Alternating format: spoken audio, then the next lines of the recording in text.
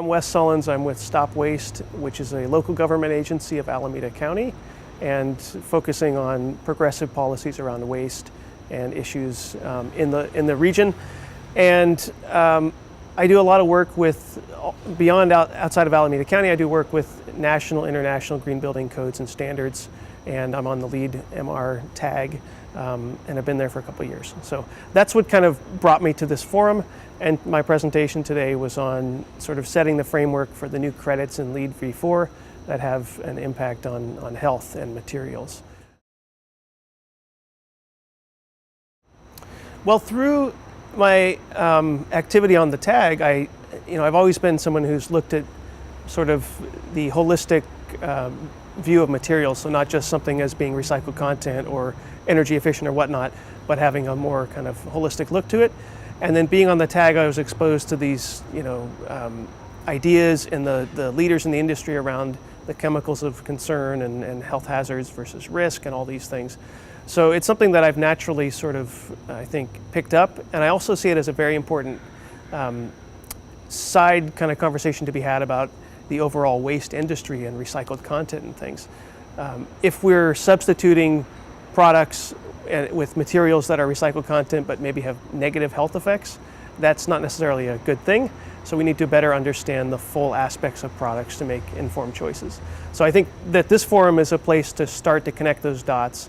And as I was presenting today, we're sort of at the beginning of a very steep learning curve on understanding the full aspect of products and how to make informed choices on them.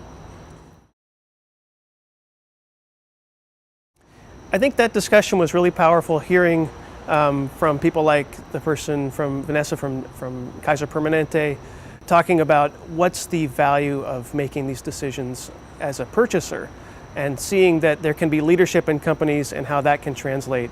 So, Kaiser taking a leading role in looking at ingredients of products and the health as being a healthcare initiative is obviously going to transform, hopefully, that whole industry, or at least provide them with some recognition. I think there's the value of cross-communication. So I think we do get siloed. The green building industry is I think, better than a lot at talking to, for instance, the architects and the contractors and so forth, and the engineer, the subs. But we can do more with branching out to other industries. I think one of the barriers I see, and maybe this is kind of from a policy perspective, not necessarily in projects, but is there's a lot of myths about disclosure and optimizing products in terms of health. There's a lot of myths about these red lists banning materials or LEED banning materials and things like that. So a big barrier is just a perception gap that what actually does the rating system encourage and what's the intent, which is really just better information and making informed choices as we get more and more information, because we really don't know what we don't know yet.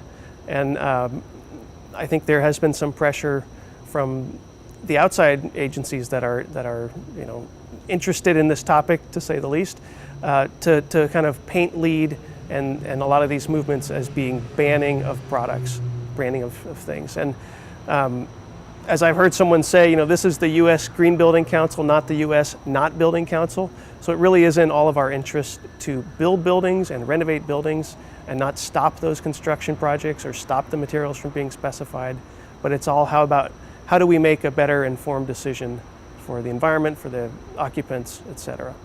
So really the big one there, to sum it up, is busting some of the myths and connecting the tools to the designers so they can make the right choices.